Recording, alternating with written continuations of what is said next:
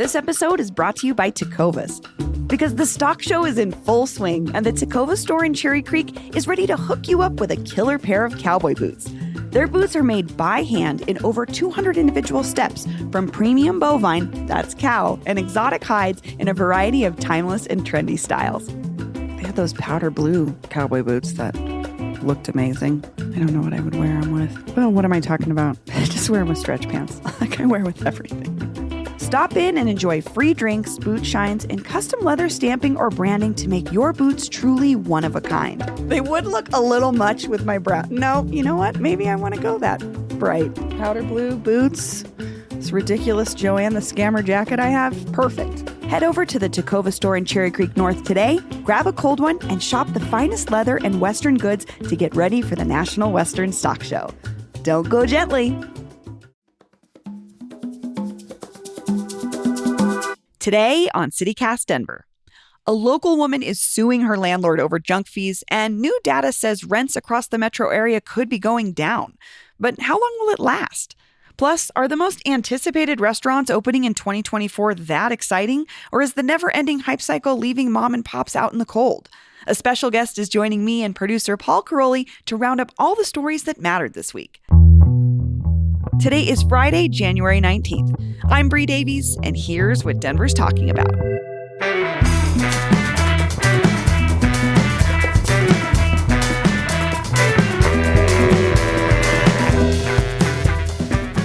Welcome back to CityCast Denver, the show about the city where Drake has postponed his ballerina concerts twice now. He was supposed to be here this week, but has rescheduled yet again for April. Paul, you know I had to ask you how you feel about your fellow Canadian blowing us off again. Oh, I love Drake. And I am sad that he blew us off, although not like I was going to be there. I don't go to concerts. You know me. I'm not going out for that. I mean, I've seen him live. Is he good? I saw him at the Ogden. It was fun.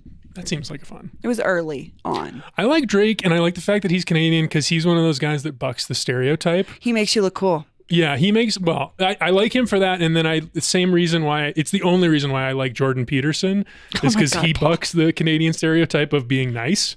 Oh, okay, I was like, what stereotypes does he buck? Yeah, he's an asshole. He is an asshole. I'm glad you said it. I didn't say it. Miriam, are you a Drake girly? I am such a hardcore Drake girly, which is so embarrassing. I'm trying to wean off because he has no growth, no personal growth. He's problematic now. That's a really nice way to put, like, he just keeps singing about the same things for the last 15 years, like doing pills with girls. Yeah. And isn't that interesting anymore? And, you know, I'm not one to speak on rap, but Jay-Z knew when to step out. A lot of people knew when to step out. When they got Andre too much 3000. money, Andre 3000, he said, what am I going to sing about? My colonoscopy? I would love that, but not. Yeah, sign me up. I want to hear that song. It would have a sick beat probably. Probably. But yeah, he's just got no personal growth, and it's just kind of embarrassing. Yeah, it's a little cringy. And it's embarrassing being a fan. So. Also, I feel like I've been a fan. I was a fan early on, and even then I was kind of too old, I think, in my early 30s. But now it's like, I really can't be a fan. You can in your room and whatever. It's fine. But like, it just seems weird. He's not singing about anything relatable. And he's always like, I'm number one. I'm number one. It's like, well, are you? I guess no one's refuting it, but maybe someone should.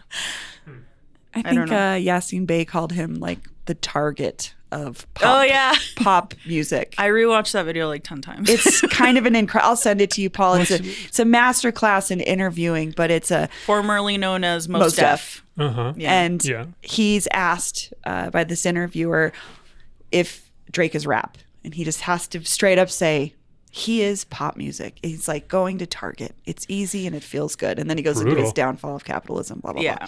But anyway, damn. He said he's a pop artist. He did kind of try to save it. He did. He took such long pauses. We all felt it. Yeah. We felt it. It was kind of awesome. I'll put a link in the show notes if anyone else wants to watch that video 200 times like me and Miriam. Yeah. But we have a great guest today. You've already heard her voice. She's a hilarious stand-up comic and host of the live comedy late night talk show Good Night Denver. Miriam Moreno is here. Hi, Miriam. Hi. We're actually talking about a different top story this week, which is the rent is too damn high, or is it? A Colorado tenant is suing the country's biggest apartment management company, Greystar, for, quote, junk fees. And the lawsuit describes a junk fee as like charges not included in advertised monthly rent. So it's like things that may have been that a tenant feels were hidden from them. So in this case, I think the woman was talking about like a pest control fee, which was $4 a month, $25 for a sort of valet trash service that maybe she wasn't getting. I never had valet trash. I wonder if that's nice. I didn't either. Our producer Olivia was explaining this to us. It's like where you put your trash outside of your door and someone comes and picks it up. Oh. But that feels like it could I get have a stinky. friend who has that because the building is so massive, it's inconvenient to drag a trash bag. She has to like set time on her calendar to go throw it out. So I feel like that's Oh man. that's rebranding The valet. Yeah. trash Yeah. valet. So I could see how that's beneficial, but So I guess the crux of this lawsuit is these fees are hidden. You know, $25 a month, $4 a month extra. It doesn't seem like a ton of money, but if you add that up to the hundreds of thousands of tenants they have, this is a multi-million-dollar problem. There was also, I was thinking about, there was another settlement last week from the Colorado Attorney General. Phil Weiser announced there was this $1 million settlement with a Boulder-based company called 4-Star Realty over illegally billing tenants for routine apartment services. Paul, what do you think these lawsuits are saying about what's happening in Denver with rentals? Well, I think there's a lot going on when it comes to the housing market right now. I think we're at an interesting turning point where the power is the balance of power is shifting. But I mean, here's what David Seligman said. You know, and you know, for reference, for background on David Seligman and Towards Justice, this is a law firm based locally, pretty rambunctious, very energetic. We had him on the show actually a couple of years ago when they were representing a worker at the Amazon warehouse in Thornton, who sued the company over Spanish language, lack of Spanish language health information. So that's the kind of thing that they do. And now he's focused on rents because, and this is a quote from the Denver Post story, because of sky-high rents statewide, Colorado tenants already face financial pressures tied to their living situations, Seligman said, adding, the fees may not add up for an individual tenant, but when we're talking about thousands and thousands of residents, it really does add up. So that's why it's happening, is because I think there's a lot of people who are feeling this, and he found someone who's willing to put some time into it, put their face on it. Miriam, I have to ask, are you a renter? I will rent for life because land owning just feels unethical to me. So, and you never own the land; you're leasing it from the government anyway. You know. Sure. Well, you're paying someone else who owns the land. Yeah, that's true. But then I could clean my hands. You know, I wash my hands of this. Yeah. How have you had this experience with these fees or any sort of deceptive practices you feel from a landlord? I'm going to be honest, not really, because most of the time, especially with my current landlord, he has like no issues. He's very chill. He's actually not raised our rent for like 2 years. Which in Denver feels like is unheard of. Kind of unheard of. Yeah, so that's why we're staying. Even though we're like pretty cramped, we're just like, no, we're not moving. It's fine. It's the closest thing to a mortgage. Yeah. Yeah. So we're staying there. But historically, just in Denver, everything was pretty straightforward. Like when I rented in Cap Hill, stuff like that. And then it got sketchy during like, I want to say like 2017 and forward. Like there was like weird fees that I couldn't really get out of. But otherwise it was like pretty straightforward. And then I found this guy who's just like, yeah, just rent. He's like a mom and pop landlord versus these companies, which are like massive real estate companies that often are, you know, across the country. And I've always been conscious of not renting from those because I have seen so many of my friends' apartments flooded because these are like rush job apartment buildings and they don't get like any compensation for that. In the old buildings, at least, like you can kind of walk out of leases pretty easily if it's not like, what is that company that's on every corner? Cornerstone. Yeah. I try not to rent from those conglomerates. These fees tend to be something that I think I would just think also too, as a mom and pop landlord, you're facing somebody who's renting from you. it would feel like it would be more difficult to sort of snake some extra money out of them versus signing a lease for a giant corporation. Yeah, for sure. And I feel like they outsource their management too. So totally. They're more able to be cold with people and just like treat them as a number. So that's a good repairs point too. don't happen. And I think one of these Greystar is kind of one of those things. It's a management company, and then there's a real estate company that owns the building, and they just manage it. So 45,000 units in Holy Colorado. cow. Yeah. I wonder about these junk fees. Like you're saying it's been happening for a long time. I've heard it from other people too.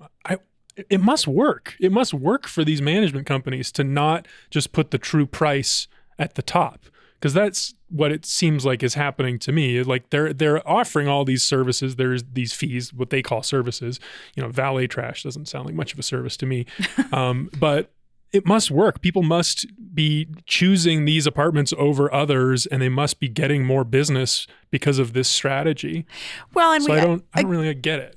Again, like pre-conversation, we were talking to our producer Olivia, because she was more recently on the apartment hunt than Paul and I, for sure. And it is like initially there is a price, and then you're like, okay, I'm kind of locked in, and then you start seeing all of the stuff that comes out, and it's like, okay, I'm actually paying an extra $100 more or $200 more. And I think part of it is the market is dictating they can do that, because like you said, 2017, you just start to see more and more competition as a renter. And I'm thinking about the last time I rented like a market apartment. To be fair, it was like 2003, $795 a month. That was what was advertised in the back of Westward in the classifieds. And that is what I paid. The only fee I paid extra was for parking. And that was something that was chosen to be additional. So I just feel like as we have more people and there's bigger companies, there's more room for this kind of thing to happen. Well, there's also just like the structural imbalance, I guess, of like not every renter is going to take the time to read their whole contract, which seems like part of the issue. So like these companies kind of take advantage of that. I'm going to keep adding these fees. But it's interesting, we brought up the year 2017 a couple of times because, I was looking into this, the history of the rental market here. And apparently 2017 was the last year that had the Apartment Association of Metro Denver reported this year that 2023 saw a very large increase in units available on the market. So the supply has gone up quite a bit. But the last annual addition that was that big was 2017. That was the last time we had a big influx. A big increase in supply of apartments. Interesting. And that's actually been trending up more and more in the last few years. I talked to a housing economist about this, and he said that's the moment we're in right now, is the supply pretty much is catching up to the demand for renting, since we're seeing people now leaving the city almost as fast as they're coming. It's about even right now. So that's why the prices are changing. Well, and Miriam, you were saying your rent hasn't gone up in 2 years. Do you feel like part of that is your landlord just doesn't want to have to think about having another tenant? Or so that's part of it. And he's like very laid back, and he's the type of guy who'll be like, hey, washing machine's out. So sorry, let me know. Sorry. Like, I'm like, are you supposed to be a landlord? I don't know. You seem too apologetic to be a landlord. Yeah, he seems too sorry. But he actually, like, when he got these condos, which are in the Glendale-ish area, Hilltop area. Okay. There are these condos in the middle of like multi-million-dollar houses. The stipulation was like, you can't sell this. If I'm gonna sell it to you, like you can't sell this to like the person he bought it from said you have to own this individually. Yeah, interesting. It can't be like become one of those conglomerate buildings or whatever. So I think he bought low because of that. Like he was his friend or something, and so he doesn't need the money.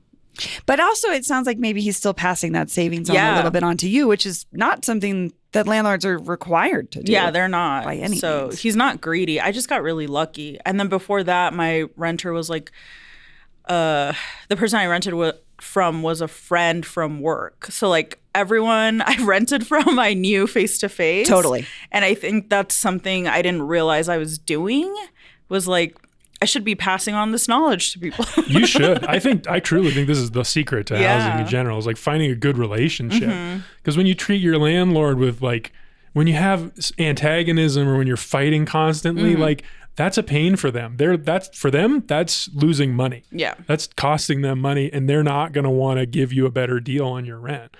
Like if you happen to have someone who you can deal with, and maybe it sounds like you're a pretty good renter for this person and not being a pain and costing them a lot of money, like you got a good situation there. I mean, the only thing is like I've put a pole in the house, so For dancing? yeah, he wasn't thrilled, but he didn't stop it. So I mean, there's worse things you could probably install in a rental. You know? for but, sure. But I think the problem that we come to, Paul, is when that's the best way to go about it. If you don't know a guy, you don't know a guy. Not everyone can do that, obviously. Yeah. It's like a lot about really established relationships and things. Like my brother moved back from Oakland. He got a sweet deal because I had a friend moving out of a place. I also think if people, basically renters unionize and just like stop renting from these hot, sexy places that are like, oh, there's a pool and there's a grill and you got everyone in the picture is hot and sexy. Like, and they're cheaply made buildings. Tell me about this building. Where do I find it? Where is this all pool? over RiNo. Okay. RiNo. Yeah. I have been in those buildings. The amenities are insane and then no one's using them. Yes. And I'm like, a pool hall where everyone's gonna do drugs and party. And it's like no one's doing that. They're all busy working to afford this freaking apartment. Totally. Yeah, it's a wild world. It's definitely I don't know. I wonder if that's we were having this conversation too a couple of weeks ago about office spaces trying to entice people back to the office by offering, there's a keg on tap or whatever, and most people are like, I'd rather just like save 2 hours of my commute and work from home. And maybe it's similar with will become this way with renting too. We're like, I don't really care if it has a pool. I just rather pay $100 less dollars a month and my rent be stable for a year. Yeah. You Most know? of my friends that have a place with a pool, they're like, I never use it because I'm out working. Right. To afford this place. To afford this place. Yeah, isn't that interesting the way that happens? Because like every building will sell you on their amenities, but everyone you talk to would say, I would rather my rent just be cheaper. Yeah.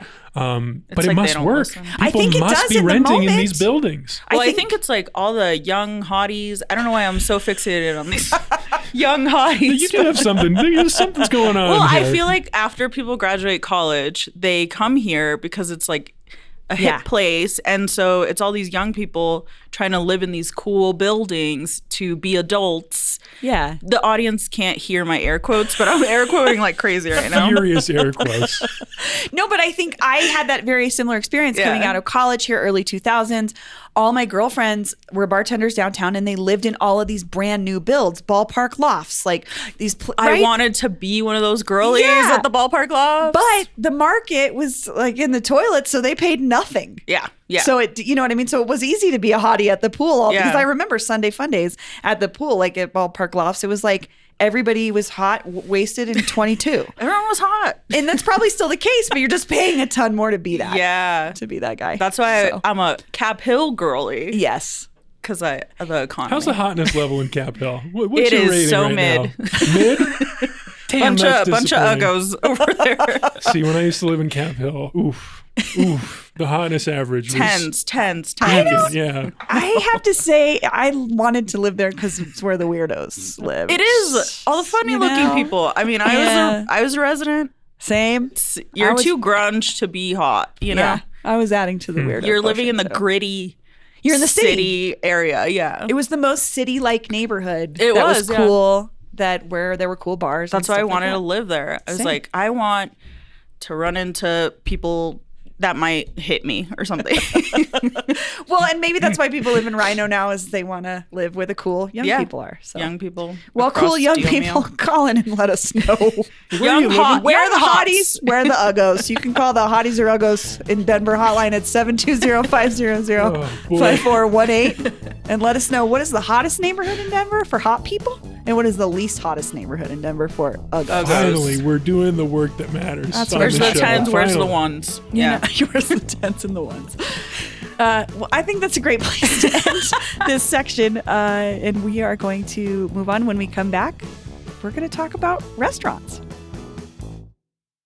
And we're back. We're talking about the most anticipated restaurants of 2024. There were a couple lists that came out. Axios did one. Denver Post did one. I think Westward did one. I never know how to think about these lists because it's like wait and see to me. Is this place going to be good? Yeah. I'm not going to be the first guy to try it. But Paul, was there anything that stuck out to you on these lists? Honestly, I want to talk about what you just said. Food, this hype cycle with these restaurants and food media. It feels kind of exhausting. I feel like I got burned by it a couple weeks ago. I went to this place, Red Top's Rendezvous, that I had been quite excited about, a new Detroit style place. At pizza, the thing you seek out. It's the thing that I love. One of the things that I love. But yeah, we went. It was like, it was fine. It just didn't live up to any of the stuff that I read about it or saw on social media about it. It's just so hard to tell. That's what I find with food media. I don't know. I do too. And I don't want to be blame the influencer person, but sometimes I see stuff just go through social media like this is hot, this is hot, this is hot. And then I'm like, is it though? Or did you just take a really nice video of this place? Yeah. Miriam, do you have any experience with, or how do you feel about this sort of hype cycle around food, especially in Denver? The top 10 list, most anticipated list that came out in the November Post, I couldn't afford the paywall. So I don't know what the restaurants are. To be fair, I have never seeked out a restaurant like that way. And I go to 3 places for years. So what are your 3? Adelita's. Okay. Agave, 100% de agave. Interesting. 9th and Lincoln. I used to Lincoln. I went there once for a Taco Tuesday. Didn't have a great time. Yeah, the staff isn't great, but I used to work there, and I know the food's really good. Especially crucial. Yeah, I know what to order. I don't go there as much because it's mentally draining saying hi to the people I know. I can't do it. Just get it to go. Okay. Yeah. And then I get my husband to pick it up because they don't know him. So. All right. What's number 3? Number 3 is, that burger place? Good Burger? No, it's not Good Burger. Good Times? No. Oh, Good Times is one of mine. It's on 9th and Colorado.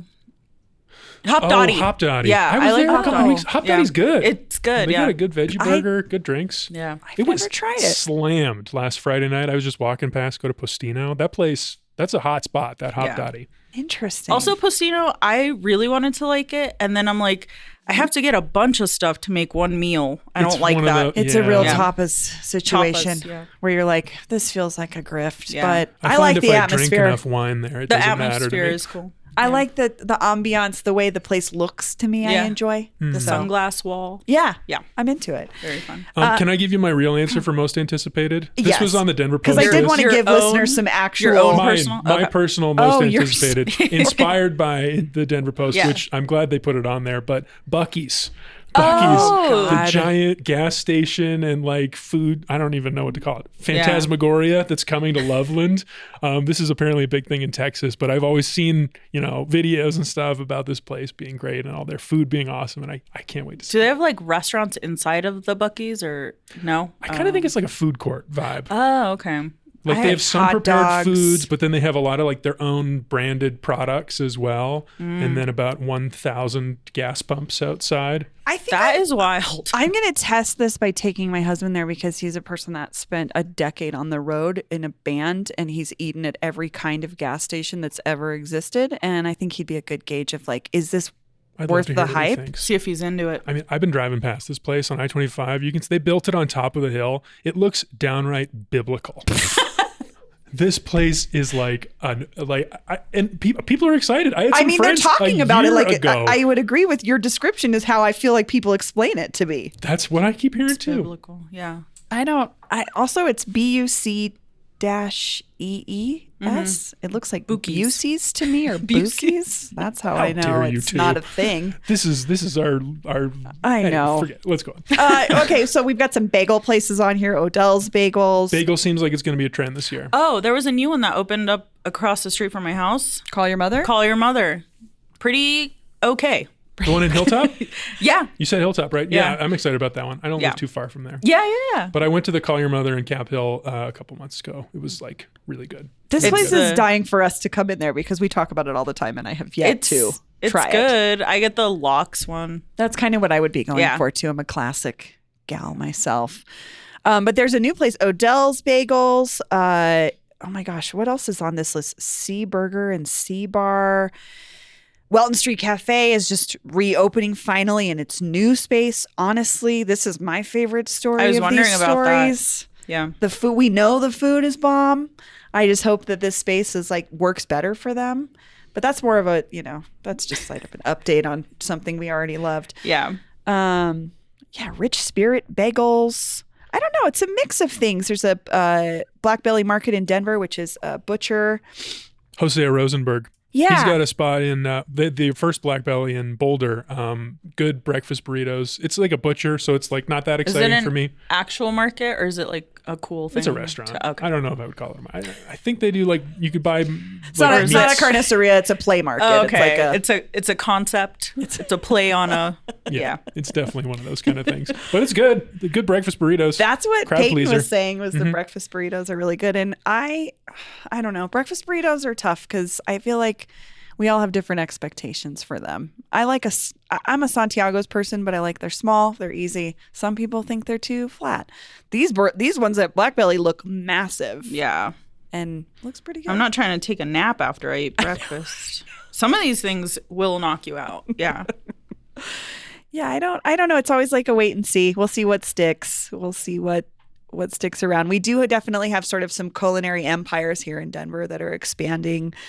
I'm thinking of Lanza Mensa and Cholon, and he's got a new Cholon Lake House. So there might be somewhere to try. Yeah, the culinary creative group I saw, they were doing a new Filipino style place, which I don't know if there's another Filipino restaurant in town. I'm not sure. That's one of those types. That's one of those cuisines where people are always saying like, "This is the next thing. This is the next thing." Yeah, and maybe now it is the next thing. Yeah, well, we'll see. I don't even know about the one Filipino restaurant. Is that racist? I don't know. I know. I was like, I don't know Filipino cuisine, but I'm excited to try it. Yeah, I'll support it. Yeah. We're there. We'll be in line. Here's another place. This is open, but I think we should talk about it because it kind of went viral this week, or at least the headlines said it went viral. I'm not on TikTok. I don't know. But Toro is this like Puerto Rican Italian place that opened in Cap Hill in the old Sexy Pizza spot. Oh, right next to the 7-Eleven. Next you know to the the spot? nail place that I used to go to. Yeah. But there was this video. The owner's wife posted a video where she just kind of put her whole heart out there and like was on the verge of tears talking about how hard it's been for this business since they opened in October. Things, are really, really slow, and he's a little bit depressed. If he knew I was posting this, he would flip out. But I'm hoping a lot of people see this, or if you see it, like share it, help me out. He's struggling a little bit. And, I met him when I was 17. He's like the love of my life. And I hate to see him like this. And this is just one of those things. I mean, this is what got me wanting to talk more about the hype than the actual restaurants, because like this is a place that had no hype when it opened. Yeah. But she's saying like this guy, he painted all the art on the walls. He has wanted to be a chef his whole life. He's wanted to open his own place his whole life. He designed this whole menu, and they just have not really gotten any traction in that spot. So I'm kind of excited to try that. Honestly, more than most of these. That sounds like a rough location to open up such a thing that an unknown quantity. Yeah. Like it's a strip mall where you used to get pizza, and then there's like, but it's very Wakano. residential. Yeah, like it's not. Or there's a Snarf's across the street. It feels like those are already established kind of things that people know. Like you wouldn't get a lot of foot traffic. Unless you're at the nail salon waiting for your turn. Yeah. You might go over there. But what I love about that kind of story, though, is, I mean, it's sad, but it's also beautiful because it shows you restaurants are one of those sort of last places that can be independently created by a person or a family. A lot of businesses are hard to get into at this point. And that's one of those, this person made everything from the heart. This is what they wanted to do. And you can hopefully feel that and taste that when you go to the restaurant. I hope it's one of those things. I know. I hope it doesn't suck. It's a TikTok video, so like I don't know, and I hate to be skeptical of it because she really was. It's an emotional video. We'll put a link in the show notes, but I'm gonna head over there sometime soon. But I also think, Paul, you're pointing at the thing that I struggled with earlier. Is like, is it just a good TikTok video? Yeah. Or is it a good place? Was the editing good or the food? It was unedited. It was just like her straight to camera like with the green screen, a picture of this place behind it, and she was just talking. And it was 2.5 minutes. Not the kind of thing I would normally think would pop, but I think she was just so earnest. How many likes did it have? You want me to look it up? I'll look it up. I'll see. I'll give you the exact Olivia's count on it. where it's at. Paul's going to find it on the desktop No, computer. Paul's gonna Google search TikTok and then find it on the TikTok search. 57,000 likes is how many it has. Is Thank that you good very for much. TikTok? That is pretty good. I have Okay. no idea. We're going to take a quick break, and when we come back, our Rocky Mountain highs and lows, or wins and fails of the week.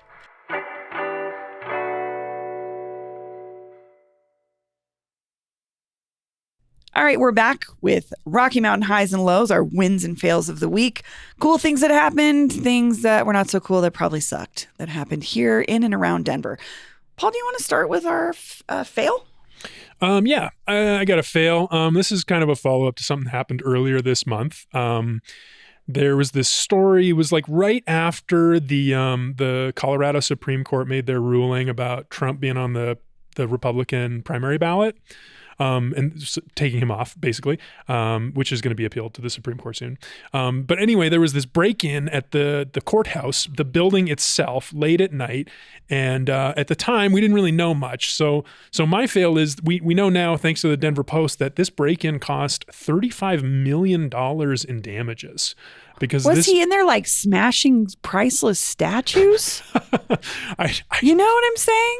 I think it was a lot of water damage. Yeah, the sprinklers went off for like hours. Yeah, hours of sprinklers. And That like makes sense. 3 Okay. floors apparently were unusable due to the water damage and the shooting that he did. But Well, He was it's just shooting randomly? I think so. I There was don't know. nobody They in there. realized, after the investigation, it was sort of a mental health crisis. It didn't have anything to do with what we had Exactly. kind of talked about on the show before. Like, is this going to be something related to Trump? Or, Oh, yeah. you know what I mean? Yeah. Apparently, Legality of the ballots. the Denver Post says he was Brandon Olson is his name. He's from Arizona. He told police he was hallucinating during the incident after smoking methamphetamine and taking fentanyl pills. Oh, that'll do it. Yeah, So, uppers yeah. and downers. I feel for that guy. But yeah, the silver lining is that this wasn't politically motivated, which I think is Yeah. important to know and remember and like follow up on that. Just because I at the time totally interpreted it that way, and that was just wrong. And like it is, in the political atmosphere we're in right now, if We're there's making a anything lot that can of take the assumptions. temperature down, something like this, and not making this about politics, let's make sure we all know that. I also hope that guy gets the support he needs, because if you're doing meth and fentanyl, that's rough. Me too. What a scary night. What a scary the whole thing. And $35 million. That seems like a crazy. high estimate. Am I nuts or? That's how I felt Yeah, I don't too. know. But if they're looking for office space, come on downtown. There's a couple floors you could probably a rent. bunch. Miriam, what have you got for a fail? I guess it's just a personal one. Like every time I go down West Colfax, it's just some of those box apartments keep taking up all these old houses that like the little Mexicans used to live in. I was one of those little Mexicans living there. And so it just looks unrecognizable. And now it's like West Arts District. 40 West Arts District. Yeah. Yeah, it isn't it? So it's a bummer for sure. It's one of those parts of the city I didn't anticipate that happening. Oh, not at all. But Yeah. at the same time, I think we were talking about Casa Bonita early on. Yeah. Is that going to be an economic development, something that spurs economic development? I would say, yeah. Really? Well, yeah, I mean, and it also attracts people. Lakewood has that new program where they're supporting. They want development. They want housing on West Colfax. So Yeah. this has been an intentional policy choice because it's a transit corridor. Yeah. Yeah. But those box houses, I hate them so much. There's some of them don't get any sunlight and they just Isn't look, that wild? they just look so dystopian. I hate it. They have I call them RV windows. They're Yeah. like tiny little windows. I'm like, slivers of windows. why would you slivers not of want a hope? huge Yeah. window? Also, there's tons of parking lots. Sounds like there might be a lot of hotties in those buildings, though. So There's that's Hotties something. right by the Alamo. I know there's Hotties. That's a hottie hotspot. It's a hottie hotspot. I am married, by the way. I don't know why I talk so much about the hotties. We'll have to yeah. ask your husband. We'll have to ask later. him. He agrees. Well, my fail is just, it's just kind of a bummer. City Council postponed a vote again on the freezing stopping sweeps for freezing temperatures. And I know it was so that there could be more conversation and consideration and how they were going to implement this thing, because it means warming shelters opening up. And I understand the logistics are probably a nightmare considering what we're dealing with right now in the city. It just sucks to think that we still can't make a decision about keeping people out of freezing temperatures. I don't know. Yeah, that's a hard one. And it's also like being judged by people inside and warm, which Right. is the most annoying part. I think it's very easy for us to do that when we're To be dismissive. in a heated space. Yeah, You know? for sure. Tangent from this is I saw a thread, I think it was on the Denver subreddit, or I don't remember, some comment thread where people were talking about Johnston's House 1000 progress and like getting people out the streets into shelters and stuff. A lot of positivity in the comments right now. People Agreed. were like, downtown feels good. It's like there's not people living on the streets, not a lot of it's just like this is great. The vibe is good right now. I think the Denver Post also did their editorial board wrote a piece about that, like the change is visible, and that people are feeling better about how things are going with the homelessness issue under Johnston versus Hancock, for sure. I honestly didn't expect it to be that big of a difference. I mean, it's housing 1,000 people is a lot of people. That is a lot of people. Relative to the overall Right. problem, the scale of the problem, it's not most people who are experiencing homelessness right now in the metro area. So I was surprised by this and delighted. Yeah, usually we don't see good comments about the unhoused situation ever. Or the mayor. Yeah. So it's like it is a nice turn in the narrative. I hope that it continues. Okay, well, let's go to our wins. I'm going to do two quick ones. One is news broke earlier this week that Alden Global Capital, which is the hedge fund, some people call them a vulture hedge fund. That The overlords. The overlords that own the Denver Post and have been, slowly squeezing that newsroom over the last 10 so years. They sold the Baltimore Sun this week. So they're selling off papers. Which is a change for them. Normally they just sort of like squeeze it until there's nothing left. But I think could be a positive sign for the future of the Denver Post if they choose to do the same thing here. But then my other one is I went to the Cruise Room for the first time ever. Fantastic. This is a bar downtown in the Oxford Hotel. You ever been there, Miriam? No, but I've heard of it. Oh, you have gotta to check go. it out.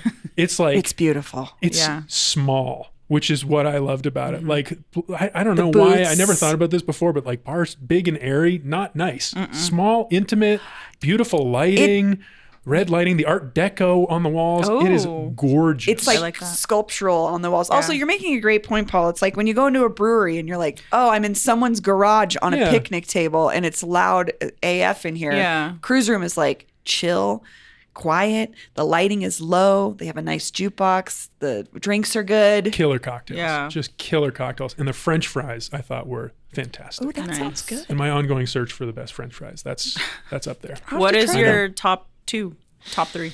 I most recently I talked about the Gaia Masala burger. They have the ones that have the like double fry, the extra crispy outside, which I get quite excited about. Yeah. But Good Times Wild Fries, that's a classic. That is a good one. Nothing wrong with that. I do Dipping love sauce. French fries. Yeah. Nordstrom cafes are my favorite. They come with the That's a good one. too. Kalamata olive aioli. Not to sound like Oh, a I love that, hoity-toity though. person, but those are so good. Yeah. Well, I could go. I think I'm ready. You're ready. Go. Yeah. All right, Miriam, go for it. Because Paula brought up something that has been bugging me for years, which is breweries. I always thought there was too many to like keep in business, and right now I guess they're in decline. They're leveling out? Yeah, they're leveling out, which I think is good because they were like in warehouses. You couldn't talk. I felt uncomfortable. There was too much pressure for conversation because you couldn't just hang out comfortably. That might be bad for people who own the breweries. But maybe it would My push a win little is- bit of a change Yeah. to the atmosphere Yeah. as people move away from wanting, I guess, Breweries. wanting that or just wanting the open. I don't know. Yeah. Paul, you're really making me think now about the smallness The of a space. space The high sometimes ceilings. is so crucial. Yeah. It's one of those big city, small town things too. Because like in big cities, you just like you open a bar, you can't afford that much space, so they are more intimate. It's like a Yeah. new, Where bar in here New York. we have these like big, spacious, The punch bowl ceilings are low. social, Yeah. giant so are the cavernous expectations. places to drink, and sometimes that's awesome. Sometimes that's fun. Do a little activity. Yeah, at a in there. rave. Like Maybe go to a rave, yeah. a warehouse rave fills the air. Yeah. At just a bar, nothing going on up here. Yeah. No sweat. No sweat. No yeah. sweaty people. So Yeah. your win is breweries closing? Less. Maybe just leveling out. Listen, Leveling out? I think my win is reality is catching up to breweries. I'm spinning it. My You don't other want to do any more comedy shows in breweries, Miriam? Absolutely not. Do you know the laughs fall so like I can't hear the laughs because Too the air cavernous. the air is getting all the laughs. They don't reach me. I eat. You know, I bomb at breweries probably. I don't know. That's the real problem. It's the That is the real subtext. problem. Yeah. The other one I had was and this one might be a bummer, but I found a Facebook group. I don't know if you guys are catching on. I'm kind of a bummer, but I found a Facebook group that's like actively helping the migrants that are coming in. Yeah, great. And so I've found like cool connections to like get people clothing and food and stuff, and like also I can be used for like language skills and stuff like that. So I think just seeing community come together has been really good for me. And I'm sure for the migrants as well.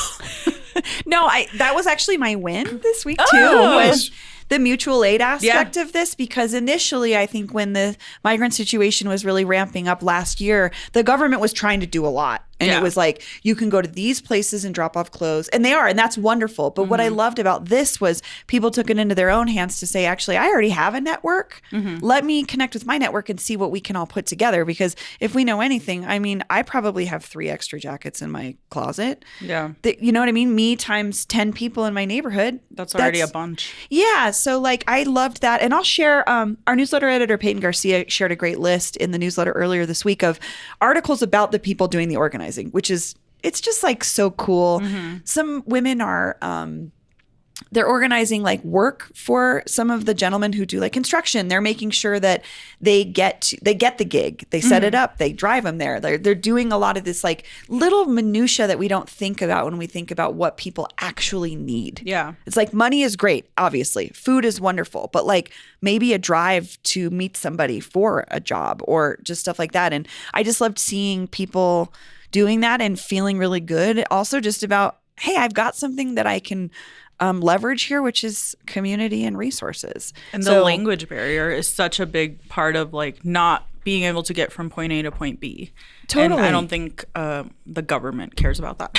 So Well, or it's just cool like, to it's see. still just hard to even find enough people to do the translation services that are needed on the scale that we're at right now. Yeah. So, but I'll share a link in the show notes to the piece that Peyton put together because it was some great stories, but also some ways that you can help. And also, like you said, Facebook. We talked about this a couple weeks ago with Justine Sandoval. She found a Facebook group and joined it and figured out how to do it. And there's probably one in your neighborhood right now that you can contribute to today. Yeah. So I loved that. Before we get out of here, Miriam, I would love for you to tell folks where we can see you, where we can find you, what you have coming up. Oh my God. Okay. Well, I host a show called Good Night Denver, which is a late night talk show style show. It's satirical, obviously. And we have a guest. This month, we're doing it on January 25th, 8 p.m. at the Dude IDK Studios. If you go to my Instagram, you can find tickets on the bio. Instagram is Catholic Guilt, all one word. You got the best Instagram handle. How'd you get Catholic Guilt? You're just in there early? It was 2012, but it was like my tagger name when I was running around the streets. Graffiti. Oh. That's a Graffiti. really long graffiti name, ma'am. I don't mean to judge, It but was- generally they're like 4 to 6 letters long. As a girl, you don't get caught. So I had a lot of time to write it out. But yeah, that was my tagger name. I tagged for like a summer. It wasn't even, Hey, whatever. and now it's my whole personality. Is there any of your stuff still up? In I Cap don't Hill, want to dox maybe. you, but where's your stuff? It was usually behind that pizza place. What's that pizza on 13th? Nicholas? No. 13th. Oh my God. What's Benny Blanco? Benny Blancos. Yeah. Sick. I would just go around there. So probably still not up though. So yeah, Good Night Denver. I host it with my two friends in comedy, Jacob Rupp and Noah Reynolds. And yeah, our guest this month is going to be Jeff Tice. He's a local Denver comic. He tours all around the country. And then we also have a musical guest during the show. We have monologues. We have a sketch that we do every time, just a look behind the writer's room. It's really fun. It's like a variety show. Yeah, it's like a variety show. Yeah, it's a lot of work. Please come. Cool. Well, we'll put links in the show notes so folks can find and the tickets. Denver Foos are coming too. Oh, the Denver Foos. Yeah. We love the Denver Foos. I'm going to interview them That's for the great. show. I saw you on their channel recently. Yeah. So We became buds. That's awesome. Well, we'll put links to those in the show notes. Miriam, Paul, thank you so much. Thank you. See you next time, Brie. That's all for today here on CityCast Denver. Our producers this week were Paul Caroli and Olivia Jewel Love. Peyton Garcia writes our morning newsletter, Hey Denver, and I'm Brie Davies, your host. Our music is by Los Mogochetes with additional mixing by Tyler Lindgren. If you haven't already, subscribe wherever you get your podcasts, follow us on Instagram at CityCast Denver, and tell Drake about us next time you see him. You can sign up for our daily newsletter and learn more about us at denver.citycast.fm. See you later.